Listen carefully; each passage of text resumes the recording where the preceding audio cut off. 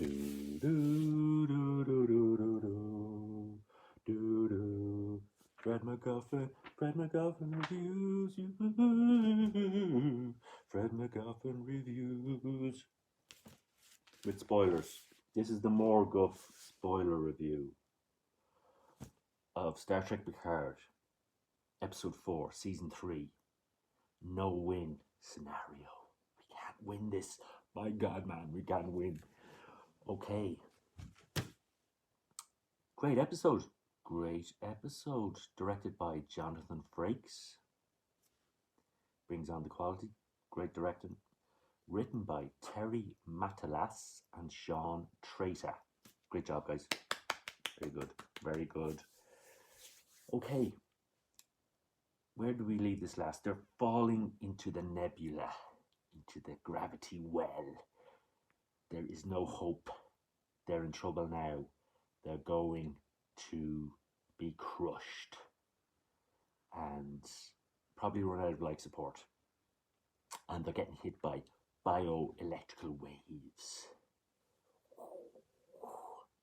So yeah, they're in trouble. They are in trouble.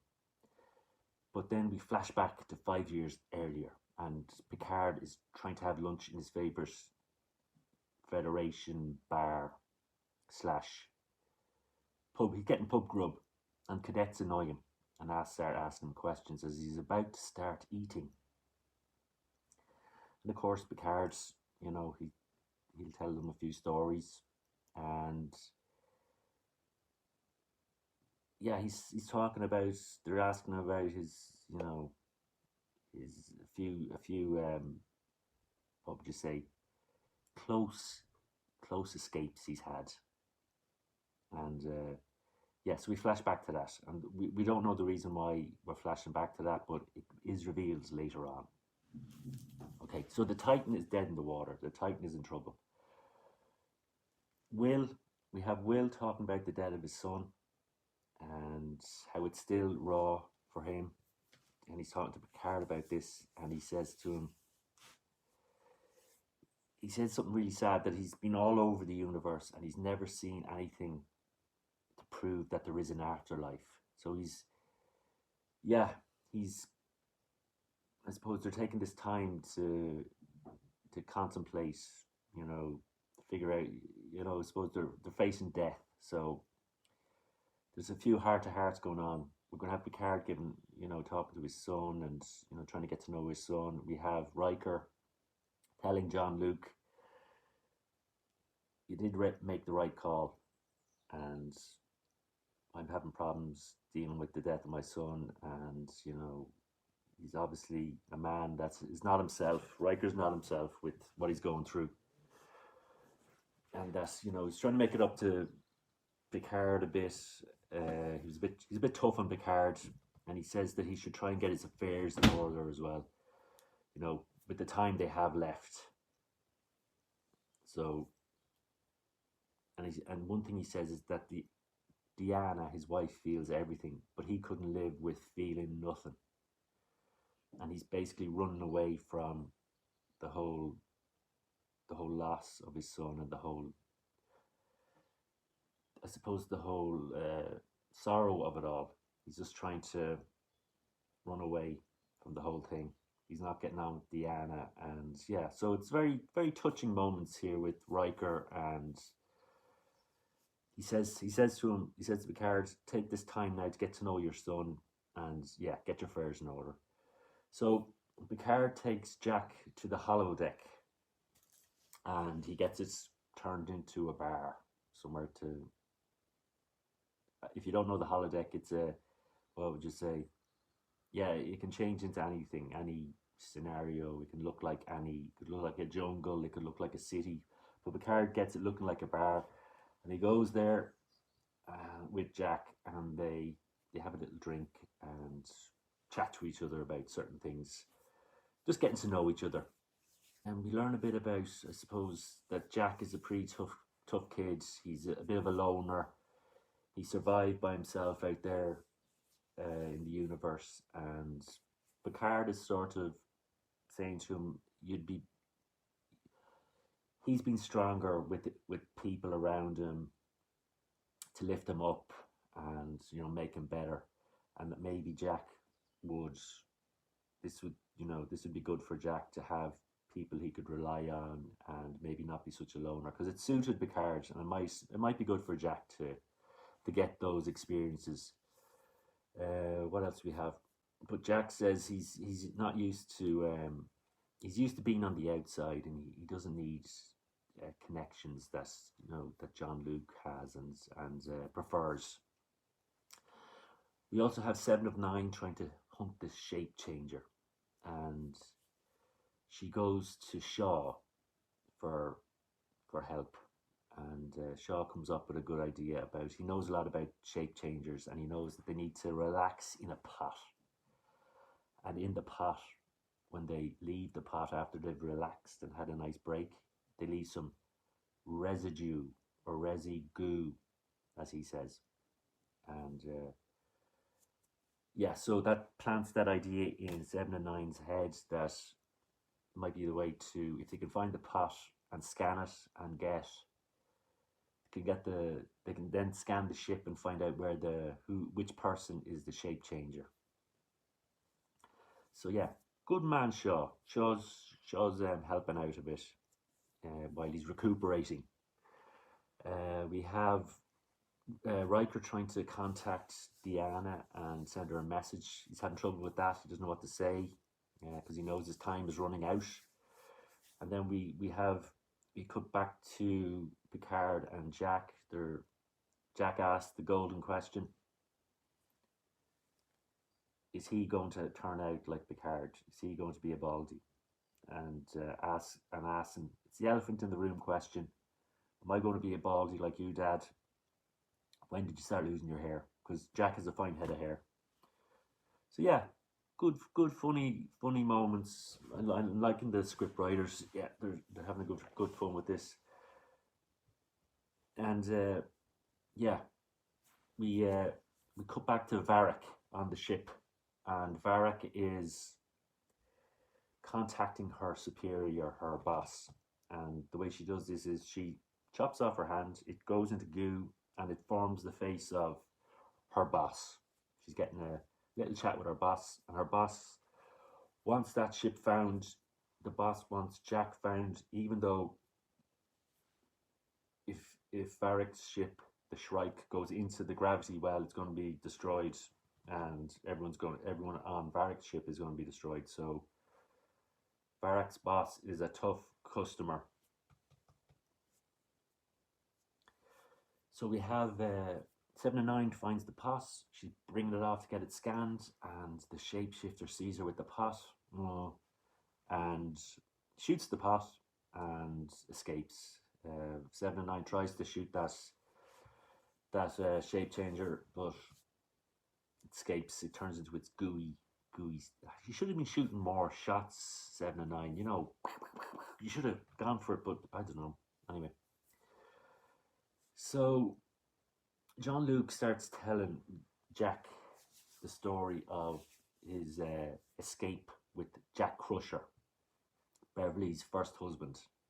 And Jack's wondering, why did you name me after my mother's first husband? And John Luke says, well, I would have named you that too, because Jack Crusher was a good friend of John Luke's.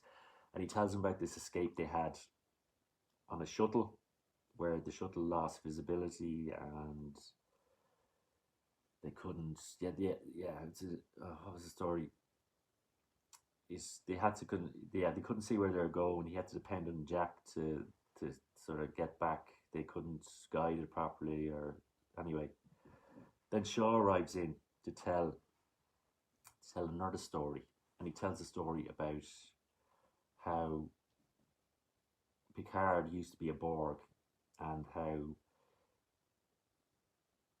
Picard was in the Borg cube as it attacked 40 Federation starships, and there was 11,000 people killed. And Shaw tells his story, heartbreaking story, how he escaped, and reminds Picard, and I suppose Jack's hearing this for the first time, that Picard was once a Borg, and he was so renowned with the Borgs. He was such a good Borg, a really standout number one Borg. The Borgs called him Locutus. So yeah, we're getting reminded of that sort of story, and yeah, nice little touch there. And then we have, yeah, I'm kind of liking Shaw a bit. We're seeing a bit of his background, why he's such a tough customer and doesn't like Picard too much. And yeah, it's a nice little touch. So yeah, we're getting a lot of talking in this episode, and but it's nice. We're sort of drawing out the characters a bit. We're sort of, yeah, it's enlightening us to their characters, and it's a nicely done. And Jack Jack comes up with this idea. He's talking to Beverly. Beverly's noticing that there's the waves are coming in certain uh, intervals, and she sort of says she's kind of keeping an eye on it. She says it's like a contractions. It's like a womb. There's something being born in this where they are in this nebula, and she gives Jack the idea that Jack gets the idea that they could ride this sort of these power waves and take energy from them to get the ship moving. And so yeah, they're all bouncing ideas off each other, and that these waves of energy could jumpstart the Titan, and we get a little Easter egg about Farpoint, which was the first episode of Star Trek: The Next Generation. So yeah, it's sort of talking about Farpoint, and yeah, so it's nice little Easter eggs there about that episode, and how in space, in the galaxy, in these nebulas, strange things happen, and so yeah, we're getting this great sort of idea about riding an energy wave, and that's what they all sort of go at. They talk to Riker about it.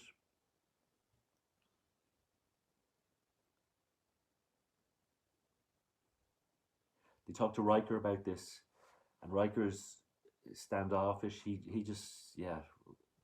Riker thinks if they just stay, the Federation protocol is just to stay and wait for help, but Picard knows no one's coming for them, and they need to do something. And eventually, Riker's hesitant, but he changes his mind and comes back to going, yeah, let's do it. Let's try something. This sounds good. So so yeah, come on, Riker. Snap out of it, man. We need you. And Shaw comes back into the when Shaw's telling a story about the attack of the Borg, and when he was an engineer on a starship, a sort of a lowly job. He was an engineer, and yeah, he jumps back into it to help open cell covers and use his old. He knows more about them because he's an older engineer and it's an older technology. So yeah, Shaw's getting involved in this, and I'm kind of begin to like Shaw a lot more. He's, what would you say? Yeah, I'm beginning to, the more you know about him, the more I'm getting to like him for some reason. And I'm thinking, wouldn't it be great if he had his own spin-off episode? Yeah, with Jack Crusher as a trainee cadet, and because yeah, I'm beginning to like these characters and this setup, and I'm liking Shaw. I'm liking the idea of Jack on the Titan with Shaw and Seven and Nine and the crew that they have. So yeah, just stating ideas there. Okay, so they come up with the plan to ride the wave of energy. We get Riker handing over the con on the bridge to Picard to help steer the ship. We have Shaw opening the covers to let the energy absorb more into the ship, and everyone's coming together. Everyone's come together to help, and this is the way of Starship. And so it's going back to Picard's saying, "Together we are stronger." And I love it sort of goes back to the people talking to him in the bar 5 years earlier that he loves his Federation family, and but one thing we do learn is that Jack 5 years earlier was at the bar as well and asks Picard a question about did Picard ever want a family or ever need having a family outside the Federation, and Picard answers him, not knowing he's Jack, his son, says, no, the Federation was my family, the Starfleet was my family, and I never needed anyone else. So we find out that that's the reason why Jack never wanted to contact his father, because Picard said that to him in a bar, not knowing who he was. We have Picard back on the bridge, which is a really cool scene, and he gets to say engage. So he gets to say that. So one thing that's happened, Shaw is working on getting the covers open, and they trap the changeling. They get the changeling in there. They find out who the changeling is, and 7 and 9 kills the changeling. The changeling is off the picture. So they're flying the ship. They're avoiding asteroids. They're riding the wave of energy. Everything's very, very tense. The life support gets turned off. And guess who turns up? The Shrike ship. Varric is back, and Riker does this really cool move. He throws an asteroid. He flings it with the tractor beam, and he flings it at Varric and knocks Varric out of the picture. So, yes, really cool. They make it. They get their energy up. They get out of the nebula, and they see something really cool. There's these space squids being born from the nebula. And we go back to Beverly she says, to seek out new life. So, yeah, we're getting a bit of magic here and reminding us how good it was, or how Star Trek is so good about this discovering, the magic of the universe and getting out there and not being afraid to face the good and the bad of the universe. And Riker's seeing this too, and it's making him feel better about a lot of things. That maybe there is something out there, and his son might, the universe is bigger than he knows, and there's more magic in it than he knows. So we have Riker cutting back to Riker, and they're out of danger. He's contacting Deanna, and says he's been trying to hide from the pain of losing his son, and they witness a kind of birth in the universe of the space squids, and he thought it was beautiful and amazing, and he's going to try and fix it with Deanna, and this has made him feel better about life in general, which is really nice. It's really, it's sort of a Riker's reborn, and Riker's coming back to his normal self, and so it's a lovely episode that way. Great writing, and it's an uplifting episode. So we come to the end of the episode, and Jack is in the mirror brushing his teeth or whatever he's doing, but he's having these nightmare images, these waking nightmare flashes about. We see a sort of apocalypse type images, and we hear a voice in the background going, "Find me." So good episode. We're going to be moving on from this whole nebula scenario to maybe, I think the next 4 or 6 episodes will bring us more into the different side of the story, why they want Jack, why this changeling boss wants Jack. So this is 4 episodes of the Nebula, so let's move on. And great stuff, great directing by Jonathan Frakes, great writing. So we're still getting the money spent on the special effects, enjoying Varric, and great episode. Really enjoyed this. Some great writing. Everyone's getting something to do, and have I forgotten anything? No, I think this is a solid 4 out of 5 for me. Bring me back to the old days. Why we love Star Trek?